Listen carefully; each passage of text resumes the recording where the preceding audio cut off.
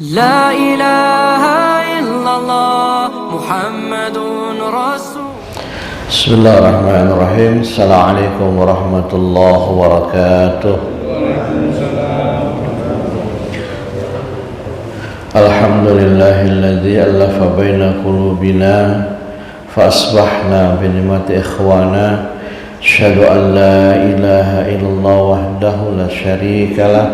Iyyahu na'budu wa iyyahu nasta'in. Wa ashhadu anna nabiyyana Muhammadan abduhu wa rasuluh. Allahumma salli wa sallim ala nabiyyina Muhammadin wa ala alihi wa ashabihi alladhina amanu wa amilus salihati ila yaumil maut. Hadirin jamaah salat subuh dirahmati Allah. Alhamdulillah, kita bersyukur kepada Allah atas segala limpahan rahmat, nikmat dan karunia-Nya sehingga kita bisa beraktivitas sebagaimana biasa. Salawat ring salam semoga tercurah pada qudwah kita, Rasul kita Nabi Muhammad sallallahu alaihi wasallam beserta keluarga, sahabat dan umatnya yang terus dan senantiasa menghidupkan sunnahnya hingga akhir zaman. Jamaah sekalian, ketika seorang pegawai selesai mengerjakan pekerjaannya, maka dia akan kembali pulang ke rumahnya, ditunggu dengan penuh harap oleh keluarganya. Ketika seorang pedagang sudah menyelesaikan urusan dagangannya, maka dia akan kembali pulang untuk membawa keuntungan dagangnya bagi anak istrinya. Ketika seluruh jamaah haji menyelesaikan wajib, rukun dan sunnah hajinya, maka sekarang mereka sudah kembali pulang ke tengah-tengah keluarga dengan gelar haji yang mabrur, membawa oleh-oleh yang luar biasa bagi keluarga dan handai tolan. Demikian pula kita pun pernah sesekali pulang kampung, yang barangkali pulang kampung kita hanya sepekan ya, kalau kita pegawai paling cuma ngambil cuti 10 hari, tapi sepekan di kampung kita persiapannya luar biasa. Kendaraan kita servis, cek ban balancingnya semua, meyakinkan pulang kampungnya ini aman. Setelah kendaraan dirasa aman, yang berikutnya bekal seminggu di kampung ya, oleh-oleh buat keluarga handai tolan yang merindukan kita. Maka satu saat kita juga akan pulang kampung yang panjang dan tidak kembali lagi ya, pulang ke kampung akhirat. Di dalam surah Al-Hasr ayat 18 yang biasa juga khatib baca di khutbah pertama, ya ayyuhalladzina amanu taqullah wal tanzur nafsum ma qaddamat lighad wattaqullah innallaha khabirum bima ta'malun. Wahai orang-orang yang beriman, bertakwalah kepada Allah. Hendaklah setiap diri melihat apa yang diperbuatnya lighad, untuk hari esok. Lighad di sini maknanya hari akhirat. Allah dari sekarang sudah mengingatkan kita akan kembali ke kampung akhirat, suka ataupun tidak, terpaksa maupun tidak, karena kematian adalah sebuah kepastian. Yang tidak pasti cara kita pulang kampung ke akhirat. Nah, makanya ada dua cara orang pulang kampung akhirat. Yang pertama, cara yang indah, cara yang diseru Allah dengan seruan yang luar biasa. Orang-orang yang siap pulang ke kampung akhirat, sebagaimana seruan Allah dalam firman-Nya, ya ayyatuhan nafsul mutmainnah irji'i ila rabbiki radiyatan mardiyah fadkhuli fi ibadi wadkhuli jannati. Allah panggil mereka yang sudah siap pulang kampung dengan panggilan yang luar biasa. Ya ayyatuhan nafsul mutmainnah, Wahai jiwa yang tenang. Di kalimat Quran luar biasa. Orang yang tenang biasanya orang yang penuh persiapan. Orang yang grogi biasanya nggak punya persiapan. Contoh, Bapak besok mau ujian nasional misalnya kan, seluruh pelajaran kita udah lalap semua nih, ikut bimbel, ya kan, belajar berkelompok, semua buku latihan soal kita latih. Begitu masuk ruang ujian tenang, karena merasa siap. Beda sama orang yang nggak siap, belajar enggak, ikut bimbel enggak, ulang pelajaran enggak, begitu masuk ke ruangan ujian modalnya nekat, grogi dia pasti. Itu beda. Makanya orang yang tenang itu yang sudah cukup, ya kan? Ada isu akan ada kurang pangan, ya sudah tenang saja, merasa kebutuhannya cukup. Yang bingung yang pas-pasan. Makanya panggilan Quran indah, wahai jiwa yang tenang. Kenapa dia tenang? Dia sudah punya persiapan. Makanya kata Nabi, orang yang cerdas itu al-kaisu, orang yang pinter, bukan orang yang jago matematik, bukan yang jago ilmu hisab, bukan orang yang jago ahli waris, ilmu waris. Orang yang cerdas itu orang yang mempersiapkan dirinya menuju kematian. Ya. Dan tidak semua orang siap. Tahun 2019 ini ya sebagai mauizah aja Pak ya. Ulama karismatik kita masih ingat yang kemarin rame, kuburannya nggak jadi dipindah karena udah 4 tahun ternyata masih utuh. Siapa Pak? Kiai Ma'mun Zubair. Kebetulan 2019 itu saya bimbing haji. Beliau berangkat juga. Waktu itu wukufnya kalau nggak salah hari Kamis. Saya masih ingat hari Kamis. Hari Seninnya dia umroh untuk haji. Ya. Dia bilang kalau saya, karena cita-cita dia kepengen wafat di Mekah dan dikuburkan dekat makam gurunya tercinta di Mekah, ya. Kata beliau, kalau saya diwafatkan Allah di hari Jumat di Mekah ini, maka insya Allah saya kategorinya waliullah. Kalau saya diwafatkan Allah di hari Selasa, maka saya hanyalah seorang ulama seperti bapak saya, kakek saya wafatnya hari Selasa. Itu dia bilang, itu ramai itu. Masih ada jejak digitalnya itu ucapan beliau. Coba buka di Google nanti. Setelah wukuf dipapah oleh askar, diminta izin mencium hajar aswad, pulang balik ke hotel, sakit, meninggal besoknya hari Selasa. Ya kan, padahal Kamisnya mau wukuf. Jadi luar biasa. Ya. Sampai dia punya seperti itu. Kalau kita kan nggak tahu, ya. Jadi luar biasa. Dan setelah itu harusnya itu tahun 2019 musim panas Pak. Nah, saya kemarin juga berangkat, ada biru saya dapat 2 bis. Itu puncak makanya sampai berapa puluhan ya, meninggal ratusan. Nah kemarin itu 47 derajat di Arafah, Mina, Musdalifah itu luar biasa. Makanya haji reguler banyak yang nggak kuat meninggal. Dan di 2019 juga harus sama seperti sekarang.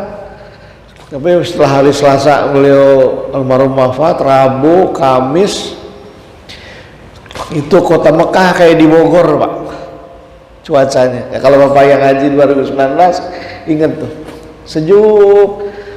Dan masuk wukufnya subuh, menjelang subuh itu gerimis, Jadi sepanjang wukuf sampai kita khutbah Arafah, itu Arafah hujan kayak di Bogor aja. Nih kita bilang nggak kayak di Mekah, kayak di Bogor. Gerimis sejuk. Ya subhanallah. Ya. Kita iri. Sepertinya beliau dibimbing bisa tahu gitu. Beliau pengen wafat di Mekah, ingin dikuburkan di mana, itu kesampaian. Dan terbukti kemarin katanya wakaf, karena tradisi di Mekah setelah 4 tahun biasanya tulang belulang doang atau kadang-kadang udah habis, dipindahkan diganti dengan ini. Ternyata jenazah almarhum masih utuh, sudah 4 tahun Pak, dari 2019. Maka itulah orang yang siap yang menghadapi kematiannya, menghadap kampung akhiratnya. Apa yang dia persiapkan? Yang pertama, dia menjaga ibadah makhdoh, menjaga kewajibannya kepada Allah, kedekatannya kepada Allah.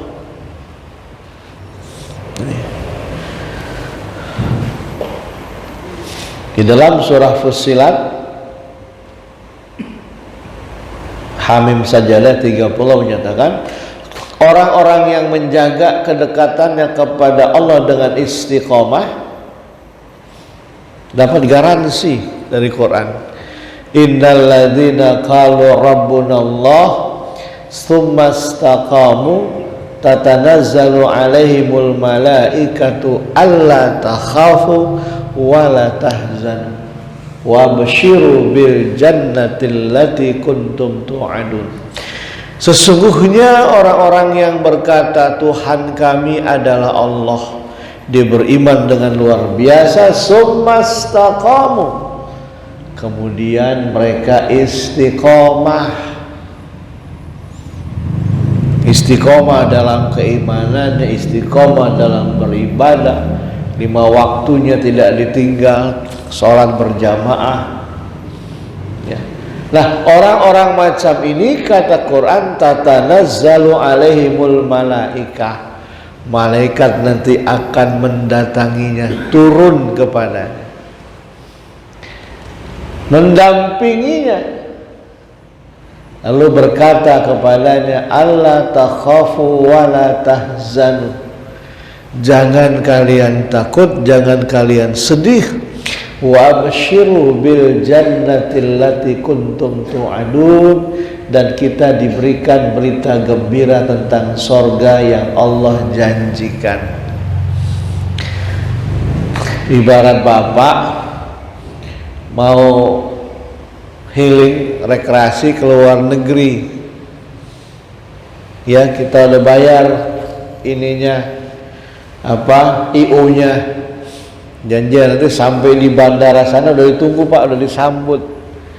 Begitu bapak nyampe bandara, udah ada IO yang pakai papan, misalnya Pak Muharram kami tunggu. Wih, kira-kira nyampe di bandara orang lain, negara orang lain, ada orang situ yang siap, ya kan? Atau orang Indonesia yang ngerti juga bahasa di sana, budaya, mau mengantar kita selama seminggu, aman nggak? Aman. Kayak dulu pengalaman Tahadus Mirima 2014, ya sekali-kali pernah diundang. Waktu itu kan sedang ramai ketika, yang nggak usah ceritanya lah, diundang oleh buruh migran ya untuk ceramah di para pekerja Indonesia yang ada di Hong Kong. Udah tiket dibeliin semua, sampai ke pokoknya saat sampai di Hong Kong nanti udah tim kami, ya namanya saya lupa, Mas Muhaimin, dia udah 15 tahun jadi TKI di Hong Kong, dia akan jemput. Udah nyampe pakai orangnya nggak, matanya beda, kulitnya biasa, imigrasi udah keluar, nyampe nunggu di ruang tunggu, mana dia ini yang jemput, kagak kelihatan, keder gitu Pak. Mau nanya-nanya apa, saya Inggris nggak bisa, apalagi bahasa Hong Kong. Mau pulang lagi bagaimana, beli tiketnya bingung. Udah setengah jam tuh was-was, waduh kacau nih saya bilang.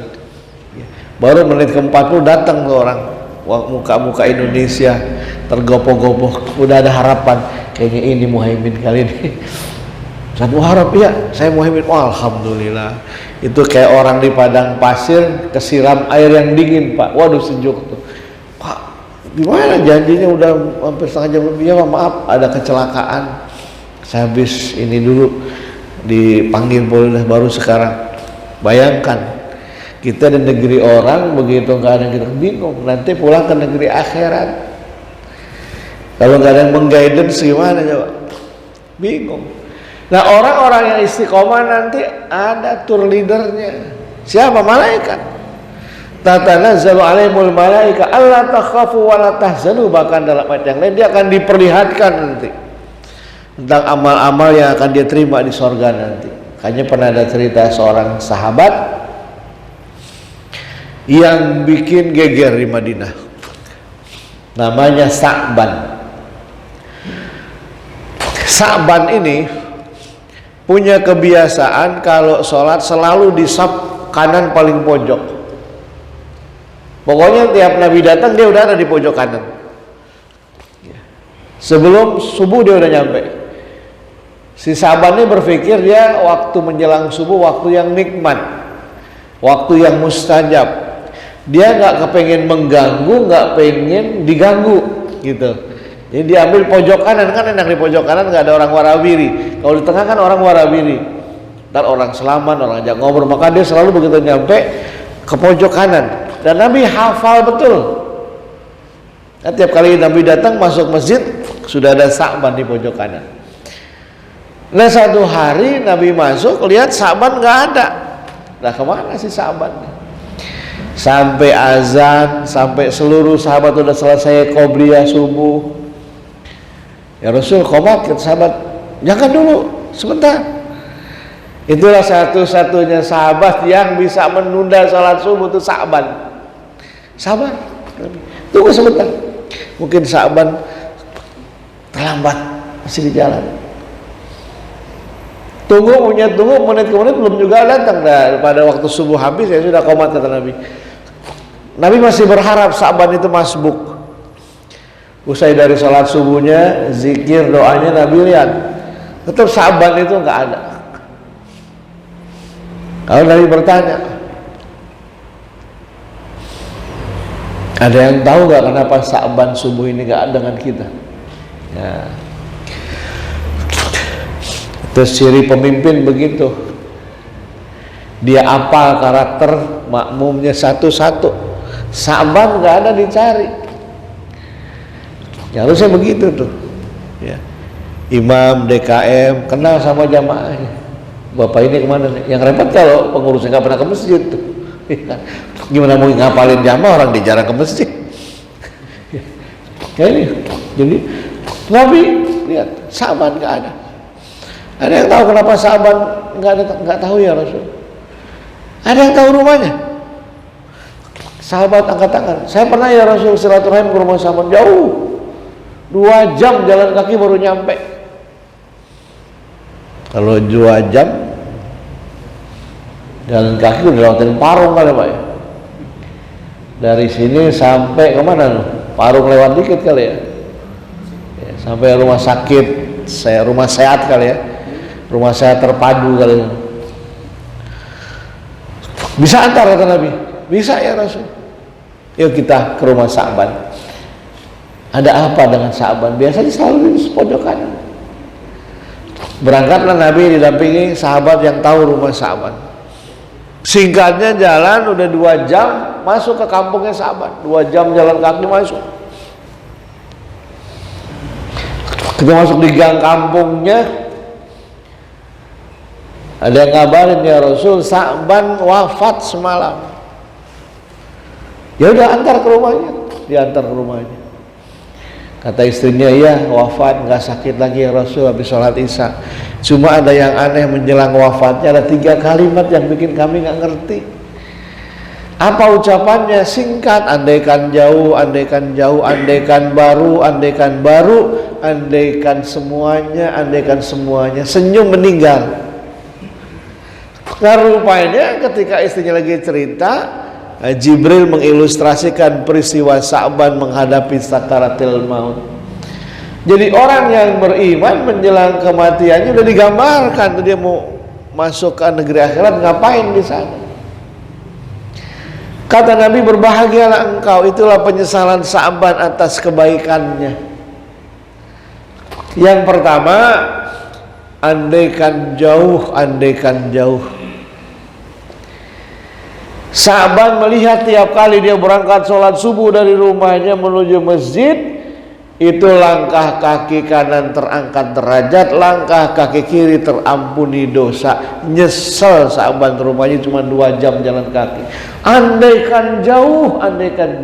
Seandainya rumah saya lebih jauh lagi, tentu lebih hebat lagi pahala yang saya dapat. Padahal dia udah 2 jam jalan kaki. Kita ada ngapain 2 jam jalan kaki ke At-Taubah? Ada? Gak ada ya. Masjidnya enak, dipasangin AC ya kan, pulang ngaji disiapin konsumsi, masih juga susah.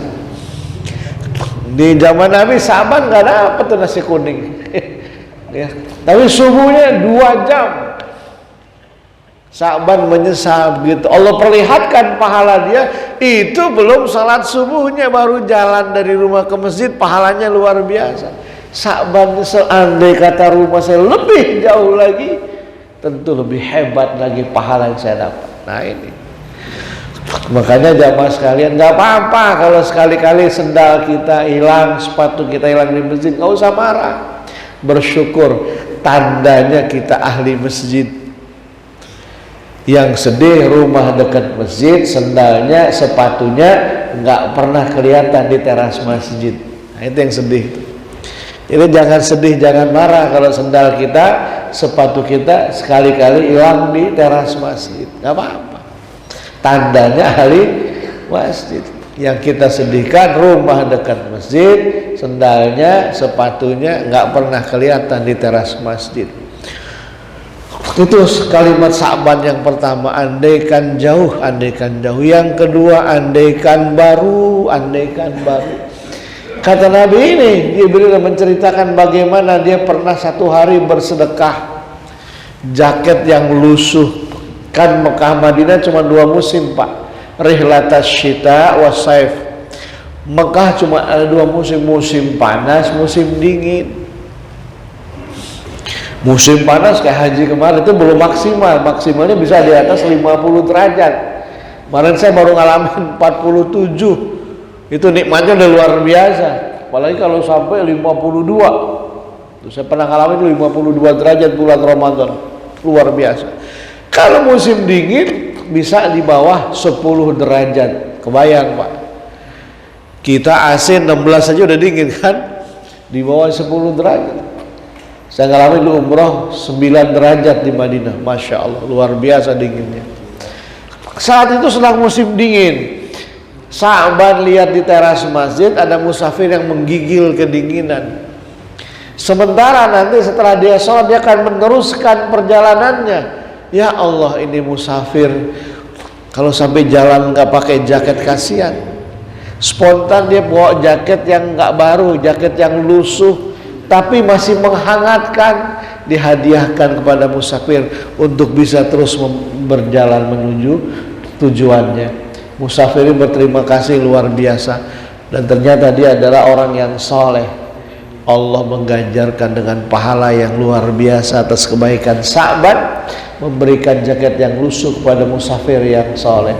Sa'ban nyesel, ya Allah, seandainya jaket saya baru, tentu hebat lagi doa si musafir itu, dan lebih besar lagi pahala yang saya terima. Yang ketiga, andaikan semuanya.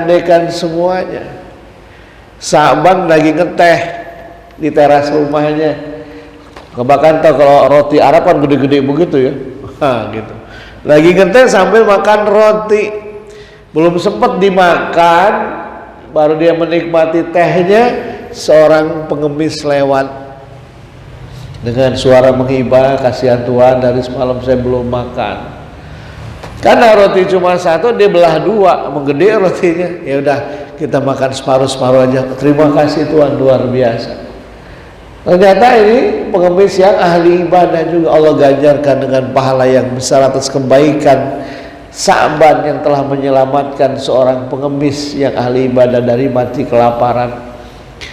Dia melihat, kata Sa'ban, nyesal saya kemarin, andaikan semuanya saya kasih semua tentu lebih hebat lagi ya pahala yang saya terima. Nah, itulah kisah seorang sahabat Sa'ban yang penuh penyesalan. Tapi nyesalnya Sa'ban sudah berbuat, ya kan? Dia sudah beramal, subuhnya selalu bersama Nabi. Jangan sampai kita menjadi orang-orang yang menyesal, kesempatan habis, amal solehnya sudah tidak lagi sempat kita kerjakan. Seperti gambaran Allah dalam surah Al-Munafiqun ayat 10. Allah menggambarkan nanti ada orang yang terkaget-kaget, kebingungan, kontrak hidupnya di dunia udah habis, dia harus diusir dari negeri akhirat. Sang hamba yang gak nyangka, yang tadinya merasa hidup selamanya, merasa dia punya jabatan, punya uang, punya segalanya, begitu waktu hidupnya habis, dia kebingungan, dia minta penundaan waktu. Rabbi laula akhartani ila ajalin qarib. Tuhan, andai kata engkau bisa menunda kematianku barang sebentar saja, sesaat saja, jangan sekarang. Kata Allah, gak cukup kesempatan hidup aku berikan kepadamu 30 tahun, 40 tahun, 70 tahun. Andai kata aku tunda kematianmu, apa yang hendak engkau perbuat? Sang hamba menjawab, fa asaddaqa wa akum minas salihin. Saya akan banyak bersedekah dan jadi orang yang saleh. Sayangnya kesempatan itu sudah enggak ada lagi, rugi kita. Makanya jangan sampai kita menjadi orang-orang yang menyesal, yang ketika waktu hidupnya tiba dia merasa kebingungan, ya. Bab kata Allah, idza jaa ajaluhum falyastakhiruna sa'atan wa la yastaqdimun. Apabila ajal manusia sudah tiba, enggak bisa mundur semenit, maju sedetik, semua tepat pada waktunya. Maka yang pertama kita persiapan adalah kewajiban kita kepada Allah dijaga tiap hari. Allah masih beri kesempatan, sekarang kita hidup di 1444. Maka makin bertambahnya usia, hakikatnya makin berkurang ya jatah hidup kita di dunia. Fisik saja semua kita merasa kalau tambah umur, apalagi udah kepala menjelang kepala 6 kan, udah kurang tuh. Mata kalau nggak minus ya plus begitu. Baca udah perlu bantuan. Gigi sudah mulai hilang, geraham copot ya, gigi semua. Fisik mulai berkurang, nafas sudah mulai berkurang. Maka dikurangi kenikmatan dunia, harusnya kita memperbanyak nikmat akhirat. Biasanya kalau udah kepala 6 tidur itu udah susah, ya kan? Tidur jam berapa? Jam 3 udah bangun. Ya, coba ibu udah kepala 6. Saya ingat dulu ibu saya kalau bermalam, almarhumah yang wafat umur 82, luar biasa sholatnya. Itu jam 3 udah bangun. Saya bilang, ibu nggak ini sih tidurnya tadi habis pergi kita acara nginep di rumah, jam setengah 1 tidur, jam 3 udah bangun gitu. Nggak tahu bangun sendiri kan. Ntar kamu begitu kalau udah 60 tahun coba aja gitu. Jadi alam masih isaran tuh, kita udah tambah usia makin susah tidur. Jam 3 udah dikasih isyarat supaya kita memperbanyak makanan dan bekal akhirat. Sebab nikmat dunia udah dikurangi, yang rugi sudah nikmat dunia dikurangi, nikmat akhirat nggak dikerjakan, maka rugi 2 kali dia. Ya, suruh bangun tengah malam, ngapain? Memperdekat diri, karena kita akan bertemu dengan Allah. Ya, ketika terbangun takbir, bertawajuh kepada Allah, bermuhasabah, berzikir, itu bagian dari persiapan kita menuju kampung akhirat. Nah ini. Ya, yang pertama menjaga kedekatan dan kewajiban kita kepada Allah. Yang kedua menghidupkan yang sunnah. Yang sunnah kita hidupkan nih. Qobliyah, ba'diyah, rawatibnya, duhanya, tahajudnya. bahwa kita tidak pernah tahu nanti dipanggil dalam kondisi yang seperti apa. Tapi ada janji dari Nabi, setiap orang nanti akan diwafatkan dengan kebiasaannya, kesenangannya, dan sudah banyak terbukti. Ada orang yang senang ngaji, meninggalnya lagi ngaji, ya kan? Dibaca Quran, wafat. Ada orang yang senangnya mancing, ya, dulu pernah ramai di Depok tuh, saya belum sebut dari partai mana ya, kita menjaga kode jurnalistik ya, gitu. Lagi rapat fraksi dia bolos mancing di Sawangan, dapat ikan gede, kaget jatuh meninggal serangan jantung, kan berita nggak enak. Anggota dewan mati di Empang lagi mancing, itu matinya bukan lagi membela rakyat, lagi mancing. Itu sempat ramai itu. Tapi nggak usah tanya nama dan partainya lah, gitu. Buka aja tuh di itu. 5 tahun lalu sempat jadi viral tuh di Depok. Karena dia hobi mancing, dengan lagi kerja mancing, meninggal lagi mancing di Empang. Ya, makanya itu kenapa Bang Yos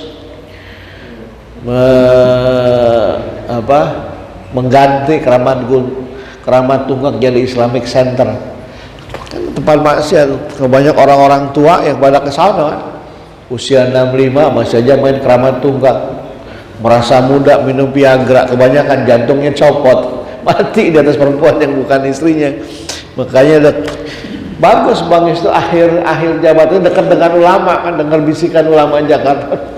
Bang Yos, legasi Anda nih, kayo ya, karena dia tentara, oke, saya bikin legasi yang habisin itu Keramat Tunggak, bikin, jangan bikin yang lain, bikin jadi sumber, bikinnya apa, Islamic Center, bikin Islamic Center, kan luar biasa, dari tempat maksiat menjadi Islamic Center sampai sekarang, luar biasa tuh, ya, kegiatan-kegiatannya.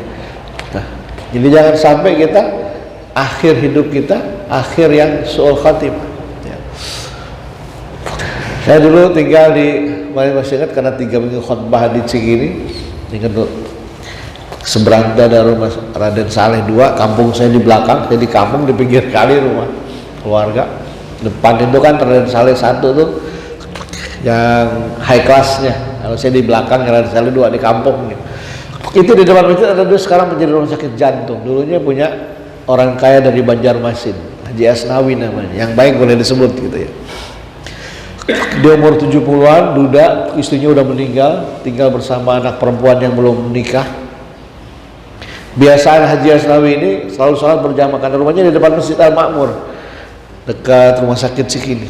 Habis kalau subuh itu dia keluar, habis sholat subuh dia jalan-jalan tuh ke Ciliman, Cimandiri, nanti pulang. Anaknya udah siapin, ya kalau misalnya ada teh manis, ada pisang goreng, ada ketan uram, gitu. Satu hari udah selesai azan, si Haji Asnawi almarhum ini, terus saya masih SD ya, itu jadi ramai. Belum keluar kamar, kata anak, oh jangan-jangan kesiangan, ketok pintunya, abah nggak sholat subuh, nggak ada respon. Ya udah, dipikir anaknya, dibuka nggak dikunci, abahnya lagi sujud. Oh mungkin lagi sholat qobliyah atau kurang sehat, nggak ke masjid, berarti tutup aja, diberesin rumahnya, rapi biasa seperti biasa. Jam 6 dia udah siapin teh panas, ada gorengan, ada ketan. Bah ayo sarapan, tehnya udah siap, gorengan udah ada. Nggak jauh dulu, dibuka masih sujud seperti posisi tadi. Jam 4:30 dia lihat, dibangunkan jatuh, sudah meninggal. Panggil dokter rumah sakit Cikini, diperiksa. Kemungkinan dia meninggal dari temukan jam 6, sudah wafat 3 jam sebelumnya. Berarti kan jam 3. Kalau jam 3 dia lagi sujud, berarti dia lagi tahajud. Dan memang kesaksian keluarganya, abahnya ini mendawamkan tahajud. Sampai kalau jalan-jalan tidur di hotel, kita kan kalau di hotel kadang-kadang ya saya lupa gitu kan. Di hotel lupa tahajud tuh. Walaupun di hotel tetap aja dia bangun sholat tahajud di hotel yang nyaman. Cara keluarga kadang-kadang ya gitu, keluar kota tidur di hotel yang nyaman bintang 5, tetap kata abah itu selalu bangun, tetap sholat. Rupanya hobinya Allah wafatkan dengan kebiasaan, kesenangannya, hobinya. Maka kita menjaga diri ya. menghidupkan yang sunnah, persiapan ini. Dan yang terakhir adalah muhasabah diri, mengevaluasi diri, ya. Dicari momen-momen, ya, kalau ada kesempatan di akhir tahun kita berkumpul, ya, disuruh kita mengevaluasi diri, ya. Muhasabah. Rasul ketika baru pertama kali menerima wahyu kan disuruh muhasabah. Surat yang kedua, ya ayyuhal muzammil qumil laila illa qalila nisfahu wa inqus minhu qalila aw zid alaihi wa rattilil qur'ana tartila inna sanulqi 'alaika qaulan sakila. Ya. Wahai orang yang berselimut, bangun di waktu malam. Nah, di waktu yang paling terbaik kita bermuhasabah adalah di waktu malam. Qumil laila illa qalila. Bangun walaupun sedikit. Enggak sempat 8, 4 juga boleh tahajud daripada tidak sama sekali, ya kan? Auzin alaihi warattilil qur'ana tartila. Bacalah Quran dengan tartil. Kamu usaha terbaik kita membaca Quran sebagai makanan akhirat kita, sehingga nanti Allah akan membimbing kita kepada akhiratnya dengan segala kemudahan. Nah, inilah jamaah sekalian yang di awal tahun baru Islam ini kita sama-sama mengingatkan diri kita, kelak kita akan pulang ke negeri akhirat, dan mari kita persiapkan bekal sebaik-baiknya sebagaimana pesan Allah, fatazawwadu fa inna khairaz zadit taqwa. Banyak-banyaklah berbekal, sungguh bekal yang paling utama adalah bekal takwa. Apa itu takwa? Imtitsalu awamirihi wajtinabu nawaihi, melaksanakan yang Allah perintahkan, meninggalkan yang Allah larang. Umar bin Khattab menggambar katakan takwa sangat mudah. Ketika orang bertanya, ya Umar, seperti apa sih perilakunya orang yang bertakwa? Kata Umar, seperti engkau melewati sebuah tempat, ada onak duri belukar, bagaimana cara engkau berjalan tetap sampai tujuan dan tidak terluka? Kata sahabat, saya akan berjalan dengan hati-hati sehingga sampai tujuan tidak terluka. Begitulah perilaku orang yang bertakwa, yang berhati-hati dalam hidupnya, berhati-hati dalam tutur katanya, berhati-hati dalam amanahnya, sehingga dia selamat sampai tujuan akhiratnya. Ini saja benar datangnya dari Allah, keliru dan salah kesilafan saya pribadi. Kepada Allah saya beristighfar, pada jamaah saya mohon maaf. Assalamualaikum warahmatullahi wabarakatuh.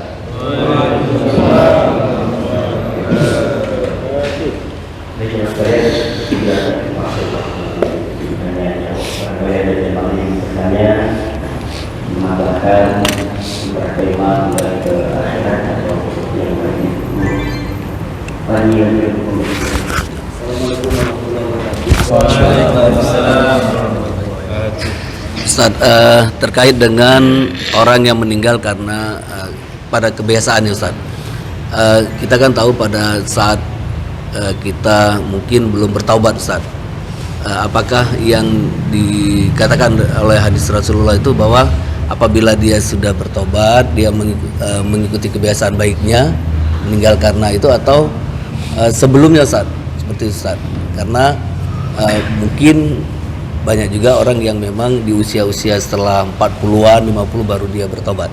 Mungkin itu aja Ustaz. Terima kasih. Ya. Assalamualaikum warahmatullahi wabarakatuh. Waalaikumsalam. Iya, ketika dia sudah taubat, apalagi taubatan kena susah, selesai sudah. Dia kebiasaan lama misalnya suka mabuk, sekarang beda, minumnya air mineral yang sehat. Dulu suka ninggalin sholat, sekarang nambah qobliyah ba'diyah, selesai sudah.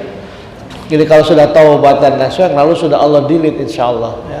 Makanya kalau ya kemarin ketika saya haji, kalau kita haji umroh, kita ziarah ke makam Rasul, ya kan? Tapi ada yang unik di tengah-tengah itu kan makam Rasulullah, Abu Bakar, Umar. Ini sebagai gambaran, Pak. Rasul dengan Abu Bakar 11-12, sama, satu karakter, satu model, tipe, makanya akrab. Kan orang akrab karena ada chemistry kan. Umar beda, kita tahu kan. Bahkan dia pernah ingin membunuh Rasulullah. Islamnya dia kan awal membunuh Nabi. Dia jawara, hatinya keras. Dan itu kan doa Nabi, ya Allah kuatkan Islam, kalau nggak Umar bin Khattab atau Abu Jahal ibn Hisham. Doa Nabi dikabulkan kepada Umar. Ya akhirnya dia masuk Islam karena kekuatan hati adiknya Fatmah kan. Begitu dengar adiknya masuk Islam, tambah marah, tempeleng adiknya mau dibunuh. Dia silakan aja, engkau bisa membunuh saya tapi engkau nggak bisa membunuh keyakinan saya kepada Rasulullah. Saat itu hidayah masuk, ya kan? Yang masa lalunya kelam hitam berubah 180 derajat, ya kan? Sampai ketika Nabi wafat di Madinah, Umar tuh kalap, angkat pedang. Yang bilang Rasul wafat saya sembelih, saking cintanya. Yang bilang Rasul wafat saya sembelih, katanya. Kok begitu, tapi dia nggak berani masuk. Akhirnya Abu Bakar yang lagi bilang, ya Abu Bakar, Rasul wafat ini, tapi ada masalah. Umar warabi ini bawa pedang di kamar Nabi, tapi dia nggak mau masuk. Yang mengatakan Muhammad wafat saya akan sembelih. Ya udah, Umar lihat karena begitu Abu Bakar sudah wafat, yakin udah. Abu Bakar cuma bilang, yang beriman kepada Allah, Allah zat yang maha hidup, baik beriman kepada Rasulullah, wa ma Muhammadun illa rasul qad khalat min qabli rasul. Bilang begitulah Abu Bakar. Telah berlalu wafat juga Rasulullah sebelumnya. Kalau kamu gak yakin berarti kamu gak percaya Rasul adalah manusia biasa yang Allah utus akan kembali kepada Tuhannya. Baru Umar gemeteran, seolah-olah saya pernah mendengar ayat ini sebelumnya. Artinya apa? Seorang Umar yang masa lalunya kelam, dan lubang itu harusnya buat Aisyah. Ya, yang kemarin hadir kebetulan ke Museum Wahyu, Pak ya. Nah, Museum Wahyu ini yang nanti dibuat di Ancol ya, Museum Rasulullah, itu duplikasi akan dibuat lebih besar nanti ya. Pakai teknologi canggih Pak, hologram semua. Jadi di sana itu kalau mau lihat misalnya Rasulullah ada nanti masa kecil dia pecah aja keluar tuh apa pekerjaannya, teman-temannya, atau masa remaja Nabi atau istri-istri Nabi sempat keluar, anak-anak Nabi terus semua. Jadi luar biasa tuh teknologi yang dipakai di sana. Nah, sama Abu Umar itu bahkan dari seorang mantan bermocorah, bahasa kita mohon maaf ya, dia memberi kesempatan menjadi khalifah di masa Abu Bakar. Kalau masa Abu Bakar itu pemilihan di Saqifah Bani Sa'idah, di masa Abu Bakar enggak. Dia tulis wasiat. Tapi kan wasiatnya Abu Bakar bukan sembarang wasiat, dia udah mempelajari tokoh-tokoh semua, lebih cenderung kepada Umar. Kalau saya wafat besok, yang jadi khalifah adalah Umar. Makanya nggak ada yang protes. Dan Umar membuktikan bahwasanya penunjukan Abu Bakar bukan yang salah, menjadi khalifah yang terbaik. Walaupun akhir hidupnya dia didistakan, ya. Kalau ada tidak benar kebijakannya, dia wafat dan harusnya dia dikuburkannya di Baqi. Ketika dia sedang sekarat minta izin Abdullah bin Yahya anakku Abdullah bin Umar, cobalah izin kepada Aisyah, kalau dibolehkan saya kepengen dikuburkan dekat Nabi dan Abu Bakar. Kalau nggak boleh ya udah, yang begitu lubangnya Aisyah kan tuh kamar Aisyah sama Nabi, kuburkan aku di Baqi. Tapi minta izin dulu, siapa tahu boleh. Izin dan dibolehkan, wafatlah Umar, dikuburkan tempat ya harusnya buat Aisyah. Aisyah sendiri kalah ketika wafat dikuburkan di Baqi. Artinya apa? Betapa di Raudhah itu ada 3 makam. 2 ini manusia super yang 11. Tapi satu lagi masa lalunya kelam. Seorang yang hendak mengikuti Nabi, tapi ketika sudah taubat dan nasuha, Nabi memberikan kesempatan dia untuk memberikan amal terbaiknya, bahkan dia menjadi khalifah yang terbaik pada masanya. Oleh karena kita nggak boleh juga menjustifikasi orang, ya kan? Alah dia kan dulunya, iya dulunya, sekarang ini lebih hebat dari kita, tanya setiap malam, ya kan?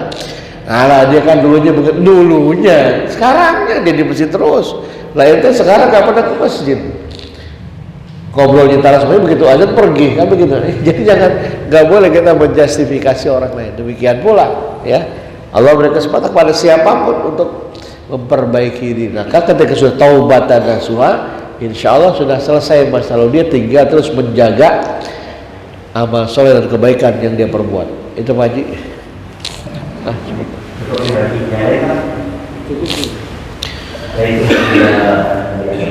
Sekalian kita mohon keberkahan dari beliau baru tiba dan kita masih membawa keberkahan dari orang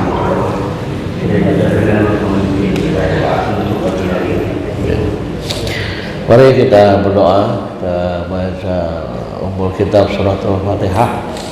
Mudah-mudahan kita sudah menyelesaikan ibadah haji yang mabrur dan mabrurah. Demikian pula kita hari ini mendoakan semoga di masa-masa mendatang diberi kesempatan Allah untuk bisa berhaji dan umroh ke tanah suci. Liridailah wali maqasidina al-Fatihah.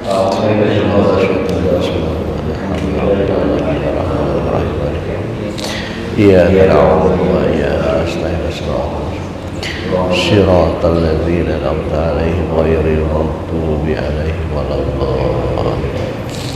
Astaghfirullahaladzim, astaghfirullahaladzim, astaghfirullahaladzim, astaghfirullahaladzim.